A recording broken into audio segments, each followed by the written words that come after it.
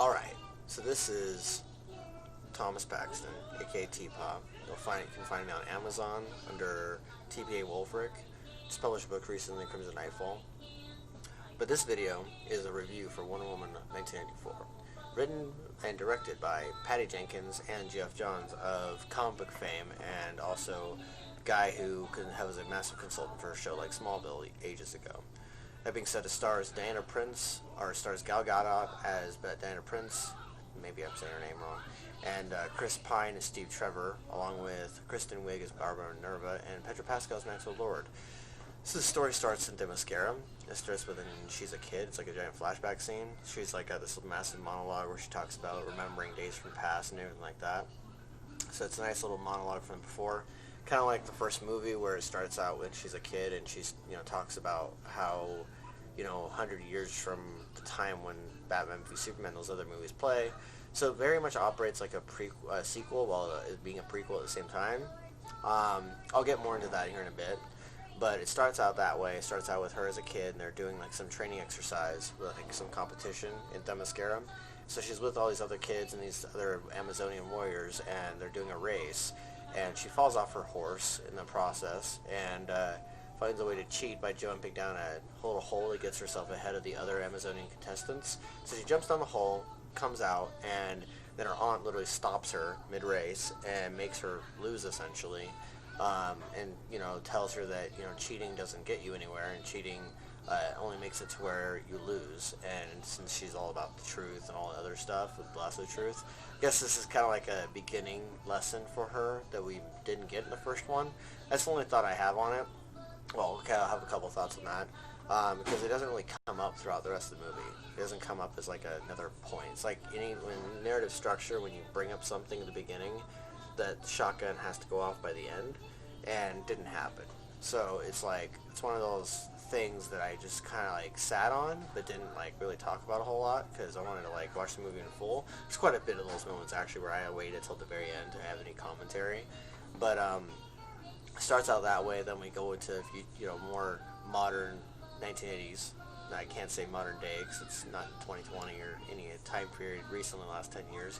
It's 1984, so it's going to be a lot of 1980s style, 1980s cars, trains, that sort of thing.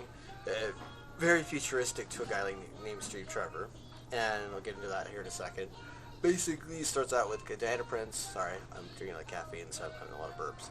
But Diana Prince and Barbara Minerva meet each other at work, and she's walking down the hallway. Barbara walking down the hallway as well. They collide, or at least she drops some of her papers. Some of the guys at work are teasing her, making fun of her, and she's very bubbly but very socially awkward and very nervous and anxious because apparently she's like new to the job, because the person that hired her is just barely met her at that time and was like, hey, you Barbara? And she's like, yeah, I'm Barbara, and she's like very cautious and stuff. And there's like a little interaction where it shows you just how different she's going to be by the end. And so you can see Barbara and Gal, or Diana, I keep saying Gal for some reason, but Diana and Barbara are sitting there talking to each other, and you get like this feeling that like Diana is of course a nice person, so she's not going to be a jerk to Barbara, but the way Barbara sees her is that she would be. She'd be like, why are you talking to me? I'm not cool.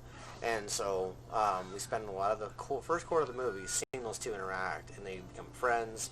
Minerva, Diana even takes her to lunch, and even after she asks her to go to lunch and she says no, she is busy, they end up tied because Diana realizes that there's like this relic that Barbara has in her little research study room where they have all these little data and artifacts they have to dissect and everything for cases.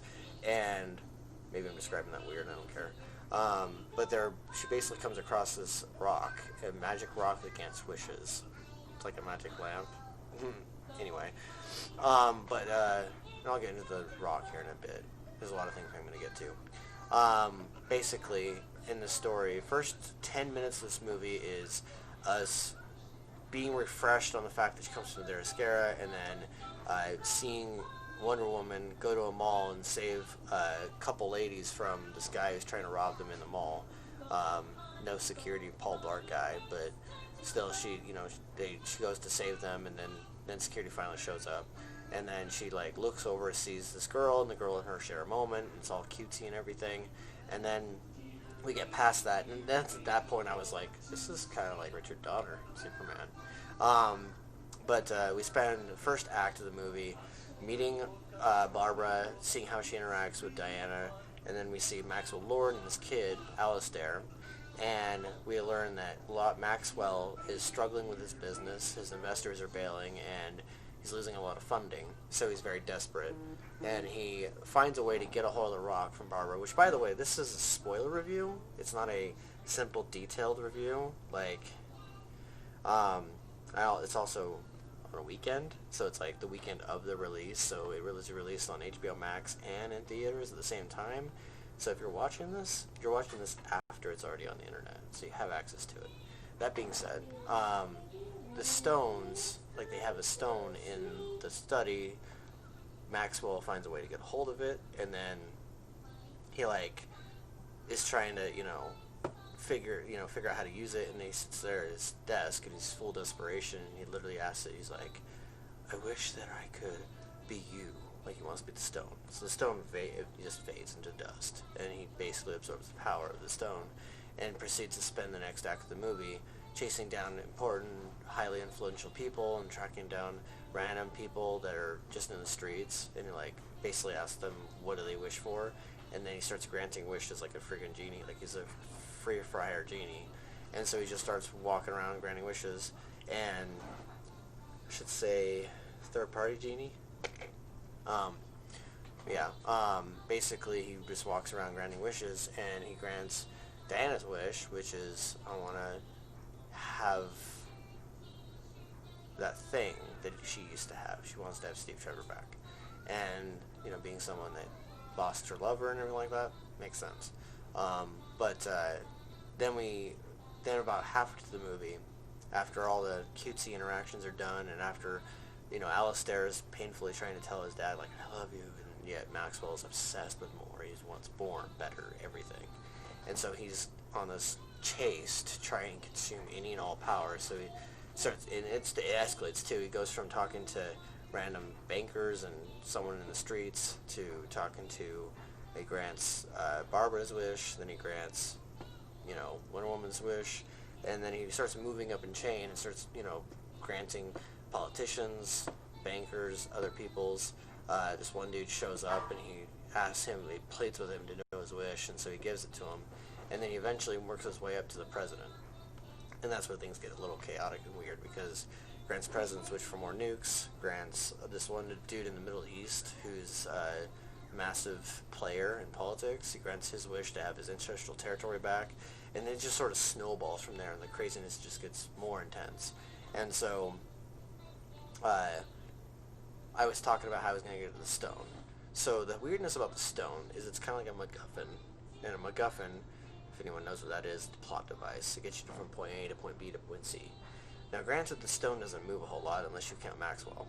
Maxwell is the stone, he becomes a good MacGuffin and the villain. It's kind of funny how that works.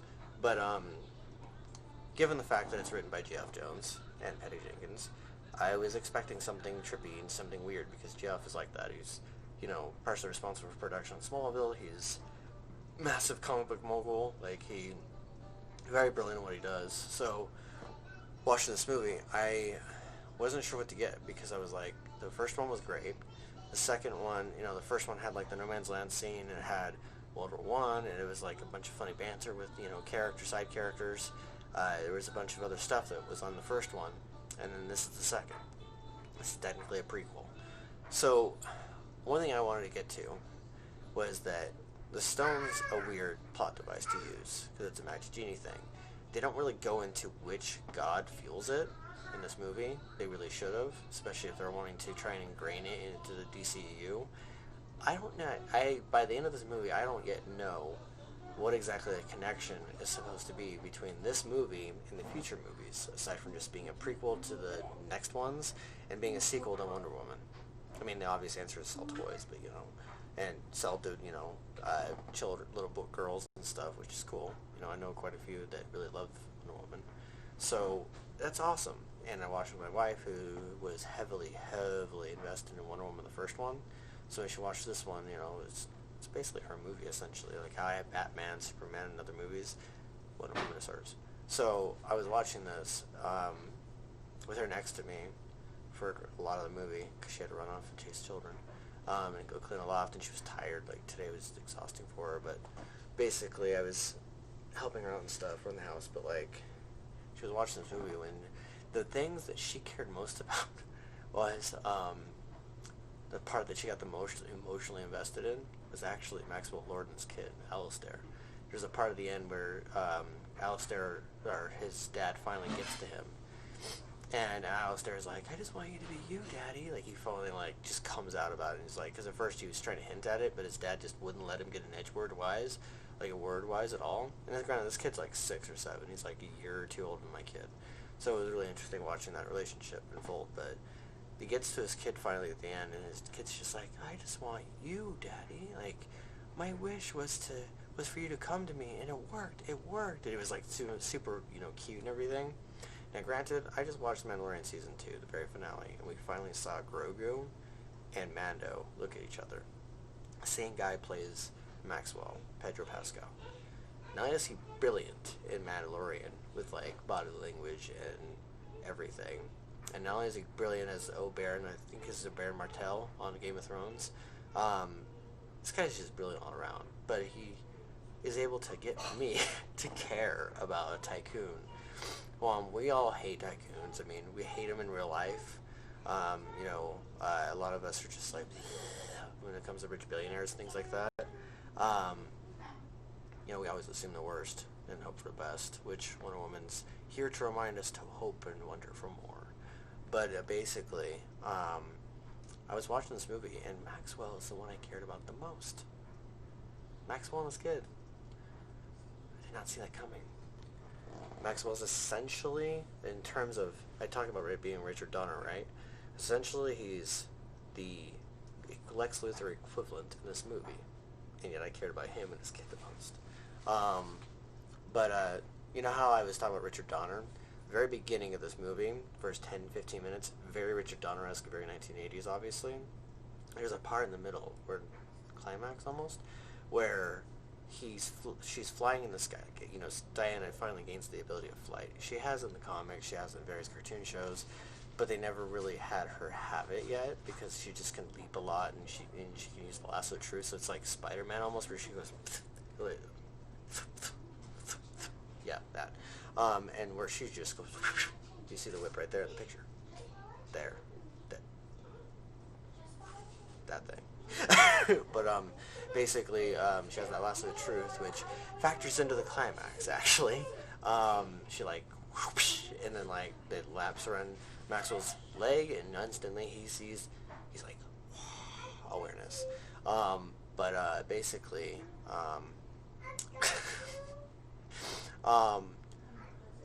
in this movie, we see this moment where she's flying in the sky, and Steve Trevor says, he talks about, how he's flying and being a pilot and everything, and they're flying in the plane, and it's really cute and everything. Probably going to watch it a few more times. They're flying through the plane, and they're, like, in the area. As a photographer who takes pictures of fireworks and takes pictures of many things, nature included, I did a lot of wedding photography about a year and change ago. After this crisis is over, hopefully more. But basically, there's a shot in the movie where they're traveling in the clouds and they're going through fireworks. It's such a beautiful, beautiful moment between those two, because you were following Diana and Trevor in the first one, and then the second one, you were told, oh, he's going to be in there somewhere.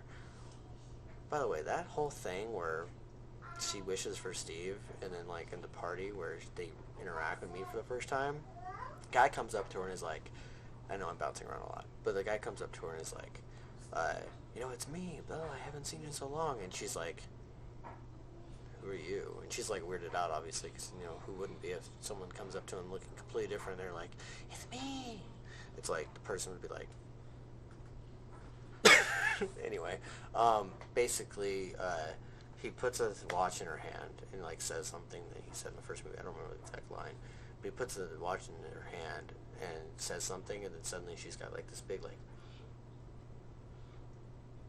moment, and like they're staring at each other's eyes. The camera does like this swivel circular thing, in which is like showing like the transition between original guy and Steve, and then eventually she only sees Steve, but yet when he goes in the mirror and he looks in the mirror, he's like the original guy, but when she looks at him, it's just Steve. So I'm just sitting there wondering, like, for part of the movie, I was wondering, does this guy have a job? Does this guy pay rent? Like, they go to his place. Steven makes jokes about all the stuff that's in the guy's place. Does he have a family? This guy just goes missing for like a week or a few days. They don't specify timeline. We're assuming it's quite a bit, because Cheetah goes from being what she was to being, I want to be apex predator. That person. And so, the whole time I was going, does this guy have a job? This guy paid bills, right? Like, we all pay bills. Where's his family? Does he have a daughter? A wife? A grandma? Anyway, yeah, so we spend a lot of the movie with Steve Trevor in this movie, and she's having cutesy moments with him. He goes on an escalator. He is like seeing the world through different eyes. It's like a role reversal from the first one, because in the first one she's staring around at everything going, whoa, World War I, everything sucks, people are depressed, bombs are going off. And then the second one, it's like him this time, and he's going, planes, trains, wow. It's like, that, yeah. And it's 1980s, so for a lot of people that are like, that grew up in that era, it's like, for them, it's like nostalgia. So that's probably why they did it. Especially since like Stranger Things recently came out, and that one's set in the 80s, and then they have this new season's coming out. I can't wait for it. I'll drop a review on that one too. But we spend the grand total of the movie with first two acts with them meeting, Diana and Barbara meeting, and then Steve, and then Maxwell Lord, we see him his progression to absolute insanity before Lasso of Truth goes whoosh. And then we have like the side storyline, the rivalry between Barbara and Diana, which, again, I like what they did with Barbara. I do. I like what they did overall.